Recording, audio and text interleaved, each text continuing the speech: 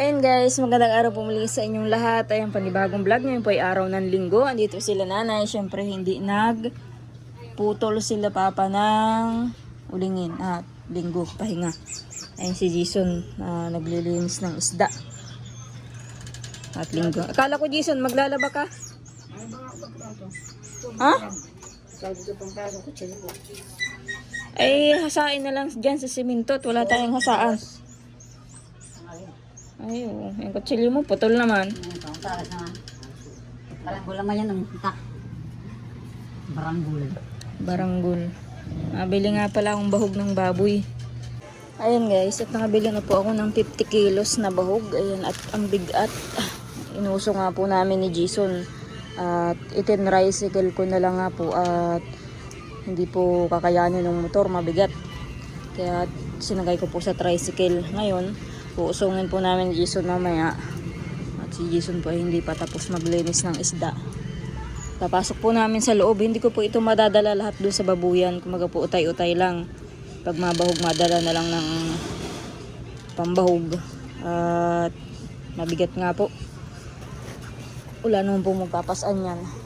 Hindi rin naman po yung kaya ni Jason. Kaya ha? Oo, magdadala na lang ng pambahog doon. Utay-utay lang. At nakuha na lang dyan pambahog. Ilang bahog na lang yung nandun?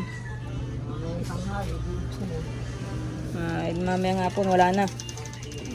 Maya po ipapasok po namin dun sa may tindahan. Dun po na ilalagay yung bahog. Ayun guys, biglang umulan. Kaya basa yung buhok ko. Init-init, biglang umulan. Ayun guys.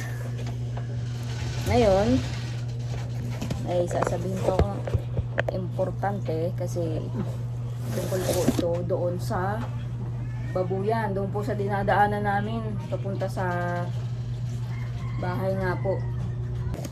Hindi ko na nga dapat po ito share dito sa social media kasi kumbaga po ay nasisira nga po ng taong yon. Pero syempre gusto ko lang din pong malaman ng sponsor o kaya ay mga viewers din kung bakit, baka po magtaka kayo minsan nakita nyo na lang yung dinadaanan po namin doon papunta sa bahay ay sarado na o kaya ay binakura na. Kaya sasabihin ko na rin po ngayon sa inyo. Nagsimula po yan nung mga nakaraang araw kasi pumunta ako doon sa babuyan para magbahog na ang nadatnan ko po ay si nanay at saka si Kuya Boy. Na-vlog ko pa po yun. Kung naalala nyo po na si Kuya Boy po yung nagwalis ng tayo ng baboy. Ay, yun. Pagkatapos nun, vlog ko yun. Wala naman na po akong isinunod na video tungkol kay Kuya Boy. Eh, yun nga po. Hindi ko akalain na ganun si Kuya Boy.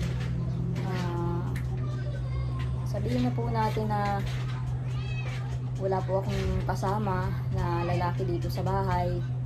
Kaya ganun ang iniisip ni Kuya Boy. Kasi pangmamanyak po yung pinaramdam yung pong sinasabi niya.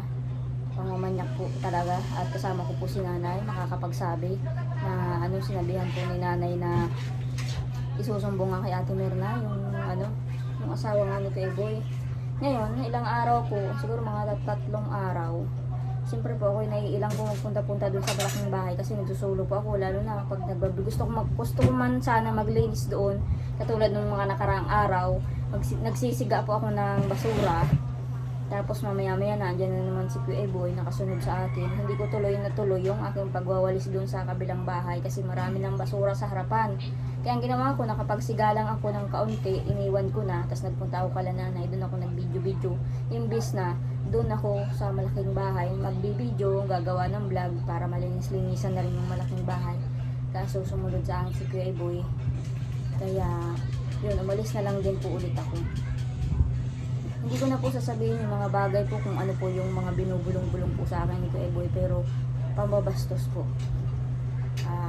Pambabastos po yun sa akin. Hindi ko po alam. Tapos hindi ko po makausap yung asawa ni Kuya Boy, kaya nasabi ko po dun sa manugang niya. Ngayon yung pong manugang ni Kuya Boy naisabi na rin po dun sa asawa ni Kuya Boy. Kaya nalaman na rin po nila yung nangyari na ganun. Ngayon, nagalit po sila, nagalit si Kuya Boy. So, iniisip po nila, hindi na lang sana daw akong nanahimik. Ay, ang ayaw ko lang baga po ay yung ako po ay susundan-sundan. Lalo na po kapag ako'y nagbablog, yung merong, kumbaga po ay, sabihin na po natin ng pagnanasa. Hindi ko po sinisiraan si Kuya Boy. Kasi baka magtaka na lang din po kayo na hindi na po kami dumadaan dun sa daan na bukod po kasi yung bahay ni Kuya Boy dati, nung naandito si Rodel. Dumadaan kami lagi doon sa mismong bahay ni Kuya Boy. Tapos, itong wala na si Rodel kasi kinakampihan nila lagi si Rodel. Kahit nung mga nag-aaway kami ni Rodel, laging kakampi yun ni Rodel, sila Kuya Boy. Hindi na ako nadaan doon kahit nung naandito pa si Rodel. Dito kami sa kabila. Pero hindi naman lupa yun ni Kuya Boy. Ngayon, pinagsabihan din naman ako ni Kuya Boy kahapon. Pumunta siya dito sa bahay na bawal na daw po akong dumaan doon sa dinadaanan na may bahay-bahay na hindi naman po sa kanya ding lupa yun. Babakuran daw niya. Siguro kakilala po niya yung may-ari po ng lupa na yun. Kaya babakuran niya para hindi kami makadaan. Sinabihan din sila Papa na nanay, ilang buwan na lang mag-uul si Papa doon? 1 linggo? Si Papa? Ha? Ha? Itong inuuling ngayon, yun last na uling na lang. Sinabihan po si Papa, kasi ngayon po ang pinag-uulingan ni Papang Nyugan ay sa Nyugan po ni Kuya Boy. Ay, yun, sinabihan po si Papa na itong sinasalang ngayon ay last na uling na lang. Kaya si Papa po ay hindi na makakapag-uling sa Nyugan ni Kuya Boy ngayon. Maghahanap na naman po si Papa ng bagong uulingan. Ayun guys, alam niyo po, matagal na po yung inaano ni Kuya Boy. Kaya lang noon po talaga hindi ko pinapansin kasi nga po tinuturing ko pong kamag-anak po ni nanay at saka matanda na, parang lulo ko na. Kaya lang po, kumbaga po nagsasawa na po ako sa mga ganyong kumbaga po ay ayan na naman si Kuya Boy. Parang nakukuha naman po, sabihin po natin namamanyak. Alam po yun ni nanay. Pumasok po ako ng pinto na sa bahay kasi binuksan ko, sumunod si Kuya Boy. Kaya yun po ang nag-umpisa ng away namin kahapon. Kaya yun, hindi po talaga ako nakapag-vlog kahapon dahil doon. Kinausap ko po yung asawa ni Kuya Boy. Sabi ko po sa asawa ni Kuya Boy, nalaman na rin naman pala niya yung mga sinabi ko sa manugang niya. Sinabi ko na rin kay Ate Merna, din sa asawa ni Kuya Boy, na ganyan na nga nangyari. Ang sabi ko lang kay Ate Merna, ang sa akin lang Ate Merna ay ayoko nang ako'y susundan-sundan. Yun lang. Wala naman akong ibang hiling kung hindi yun. Yung ayoko nang pasunod-sunod si Kuya Boy. Tapos ngayon sobrang galit na galit si Kuya Boy sa akin. Tapos damay na sila nanay kasi gano'n na nga. Pero sa totoo lang po ay ano na po yun. Kumbaga po ay may mga nakaraan na din po naman. Kaya hindi na bago po yung kay Kuya Boy. Hindi na po bago. Pero labas na po tayo doon kung ano man yung mga ginagawa ni Kuya Boy noon ay sana hindi gawin sa amin. Kasi halos ay parang ano na parang tatay-tatay na po namin siya. Kaya lang ito nga pong iniisip siguro niya na wala kaming kasamang lalaki, sila Papa lang pag napunta doon. Kaya ganun sigurong iniisip. Kaya ngayon, ang gusto ko lang talaga mangyari ay yung huwag na sa magpasunod-sunod. At nakakailang man baga po. Tapos mayroong kung ano-ano sinasabi sa iyo, binubulong-bulong na kung ano-ano. Ayun. Sinabihan po ako na huwag nang dadaan doon, maghanap kami ng dadaanan. At tungkol doon naman po sa lupa, umpisa pa lang, hindi naman po siya nagsabi na yung lupa na gustong ibenta sa amin ay hindi naman pala maayos ang papel. Hindi naman po pala maayos ang papel. Gusto lang na maibenta yung lupa. Kaya sabi ko nga po doon sa nagbili ng lupa, hindi ko alam na ganyan po pala. Sana umpisa pa lang bago mabili yung lupa ay sinabi sana ni Kuya Iboy na hindi pa maayos yung papel. At yung nagbili naman po ng lupa niyan para kay Dagay, nahanap nga po yung papel. Gustong patituluhan yung papel na yan para sa pangalan ni Dagay, kaso hindi po maayos-ayos kasi yung papel na hawak ni Kuya Iboy ay hindi naman po kay Kuya Iboy nakapangalan kung hindi sa mga ninuno. Kaya kumbaga po nagkakamali-mali pa ng sukat, kaya nagkakaproblema. Kaya hanggang ngayon hindi pa po maayos yung papel. Ang sa akin lang naman baga po, sana sa umpisa pa lang bago magbayaran ng lupa ay sinabi na ni Kuya Iboy na na sabihin natin may papel pero sana sinabing hindi maayos. Kaya yun, kaya sa lupa may problema din. Hindi pa masabing kay Dagay yung lupa kasi ang pinirmahan lang po nila Kuya Iboy saka yung mga anak niya nakagawad na katunayan na nagbili kami ng lupa sa kanila ay sa barangay, kasulatan sa barangay. Kaya pero yung mismong deed of sale at saka wala pa po nun. Kaya tapos ngayon gayon yung gagawin ni Kuya Iboy, kinaharangan kami ng daanan, inalisan kami ng daan papunta dun sa Kaya hindi naman kami nagpilit na kumbaga si Kuya Iboy po yung lumapit sa amin, inalok niya yung lupa na yun. Kaya yun naman po ang sinabi ko doon sa sponsor na may lupa na medyo mura-mura. At yun nga, binabaha kaya mura. Tapos wala naman palang papel. Sila po yung nag-alok sa amin. Pinilit po ni Kuya Iboy na doon na lang ani kasi walang ibang lupa na mabibiling mura-mura. Kasi yung mga lupa na tabing kalsada, mahal po talaga. 100,000 po ang presyo ng lupa. Kaya yun po ang nabili na lupa. Kaya ang ko lang naman po kay Kuya Iboy bakit kami alisan ng daan. Kaya ay harangan yung dinadaanan namin papunta dun sa bahay.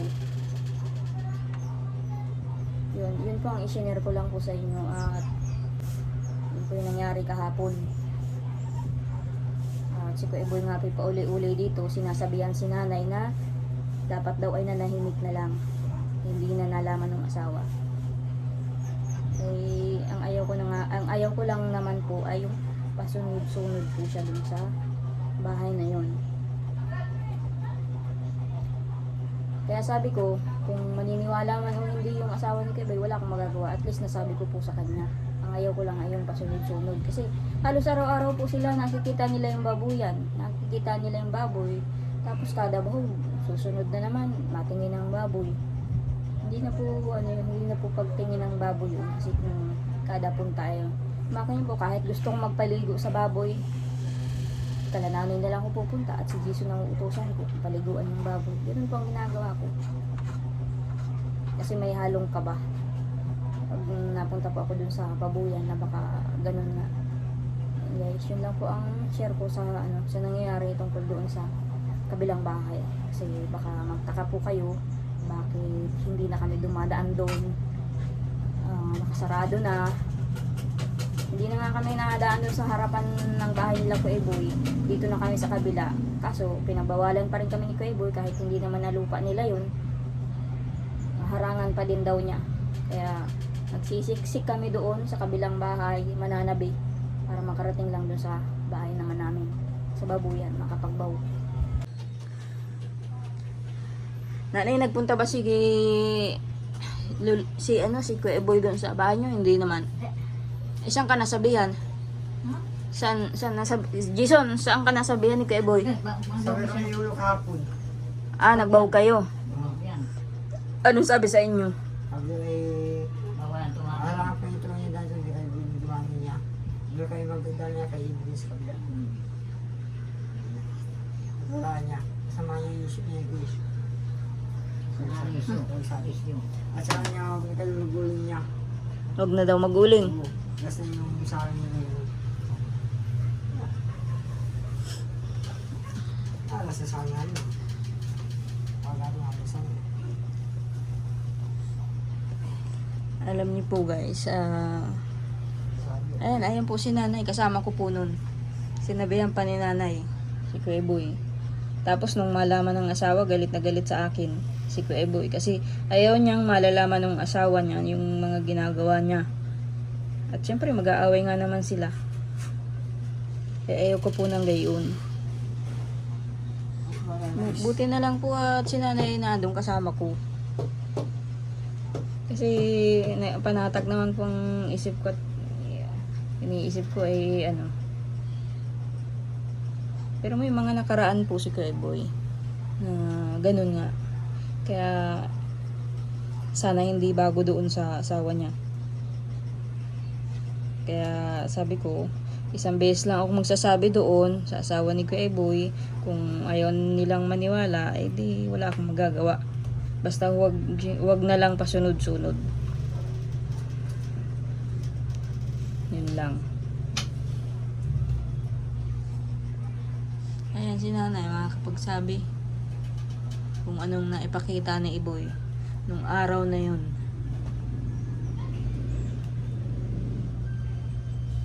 Nung nandito ka nanay, sabi ni, sino nagkwento si Larry? Na buti nagdating si Larry, ay susulo si Ate Jen doon. Pagdating si Larry doon at nagsusubong, pupunta naman doon. Papagano naman si Jen. Tinanong nga daw ni Kuya Boy, si Ate Jen kung sinong kasama. Ang sagot naman ni Jen na andito si Larry. Ang sagot niya ni Ate Jen, si Larry na andyan. Ay ano po yun, sulok na po yung bahay nila nanay. Doon, yung bahay nilang kubo-kubo. Sinadya ni Kuya Boy doon. Kasi alam naman na nandito sila nanay. Alam na nandito kami. Oo, si Dagay nandito, si nanay. At saka sila Jason, wala din kasi nasa ulingan dalawa ni Papa. Ang lagi nga iwan nga po doon sa kalananay at nagbabantay ng manok si Ate Jen. Eh, nakakapagtaka din po at Naano siya doon. sinilip si Ate Jen. Tapos tinanong kung sinong kasama, ay nandun naman po si Larry. Kasi kararating lang din po ni Larry, galing naman po doon sa mama ni Balot. At si Balot nga po ay nandun sa mama niya, kabilang barangay. Ay buti nag-uwi si Larry. O edi ano, pagpunta doon ni Kuya Boy, may kasama si Ate Jen. Mula doon si Larry, ay wala. Kaya hindi ko na sana po ito ilalabas dito sa ano. Kaya lang ay tungkol po dun sa bahay, ay tungkol po dun sa lupa ng ano, pagbabawal sa dinadaanan namin. At sa mga hindi po nakakaintindi, yung iba, sabihin natin na baka may magsabi po masyado lang ako mapaghinala. Alam niyo po, hindi naman po kayo yung nabulong-bulungan. At saka hindi po kayo yung nandito kung ano po yung pinaramdam ni Kuya Boy. Katulad ngayon, pahinga po nila Papa ngayon, araw ng linggo. Andito sila nanay, syempre si Ate Jen andito din po, nasa loob. Ate Jen, pato ka.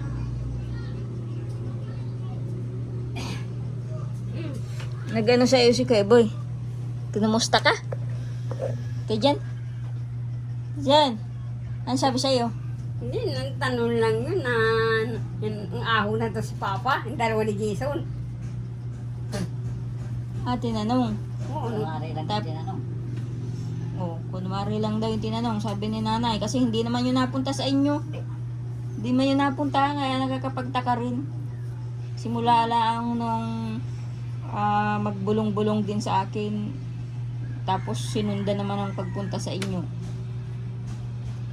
Tinanong kung sinong kasama mo. Ha? Tinanong kung sinong kasama mo. Ha? Tinanong ka kung sinong kasama mo. Nangalis din naman. Oo nga, pero tinanong ka kung sinong kasama mo. Tanong lang ha, Sino? wala na akong kasama, nangalis din naman. Hindi lang ang tanong. Ay, andun si Larry. Sinabi mo daw na si Larry ang kasama mo. Ha? Sinabi mo na andun si Larry. Oo. Oo. Sabi ko lang kay Boy, ang nagago na doon lang si Larry. Oo. Nangalis naman ako. Oh, ay kaya nga, sinabi mo na nandun si Larry, kaya umalis na. Oo.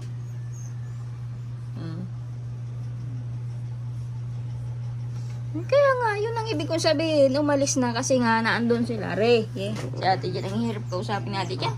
Paano madagdag? Tapos pag may signal, lakas ng signal niyan, abot sa bundok ang boses. Sa dalawang bahay kung sa ano, sa ano ay, bangban. Diba? Mas hindi nga pa, hindi inuusap ay hindi dagdag. Kaya yan po ang problema din kay ate Jen. Kahit noon pa po. Kaya nga po yan ay naanakan ay. Kasi hindi po yan marunong sumigaw, hindi po yan marunong humingi ng tulong. Kaya dapat po ay lagi may kasama din po yan.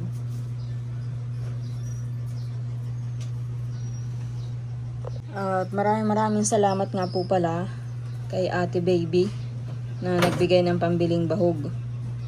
Ayan. Mamaya pag-usungan natin, Jason. Yun mamaya, yung bahog pag-usungan natin. Buti na lang po guys at may nagbigay ng pambiling bahog. Yung mag-asawa po ni ate baby. Yun din po yung nagbigay ng nakaraan na pambiling bahog. 25 kilo.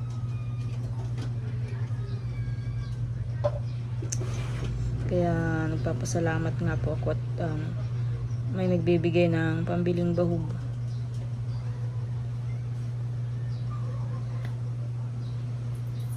Hindi ko na po iisipin yung yung araw-araw na pagkain. Kaya sana naman nga po ay lumaki naman ng maayos yung mga baboy. Ako, ano yung baboy? Ay Jason, yung sabi ko nga pala, yung yung kahoy. Hindi kayo nakabitbit? Ano po? Nataas ko na po. Pinasak na ninyo? Ilan? Isang piraso. Isa. Pag uli, edi magdala ka uli pa isa-isa. Walang pa nga yung isa. Ako dapat yung dito. Nilagay. Napasok na yun. Dalaing kahapon yung dito na Ayan guys. Ulam namin tumataway. At may lintigis naman si Dagay. Kasi maantak po ito. Baka po maantakan ng paa si Dagay. Kaya maigi na rin pong iwas sa maantak na isda. Kaya nagbili na lang po siya ng lintigis. ilang litigis yan. 2. Kain na si Dagay. Kain, tanghali na rin pati. Kaya lang piprito pa si Jason. Hindi naman na yun. Naliligo pa pati yung mga bata. Na si Kurahaw. Ay, tulog. Tulog pa. Kaya ko pala sila.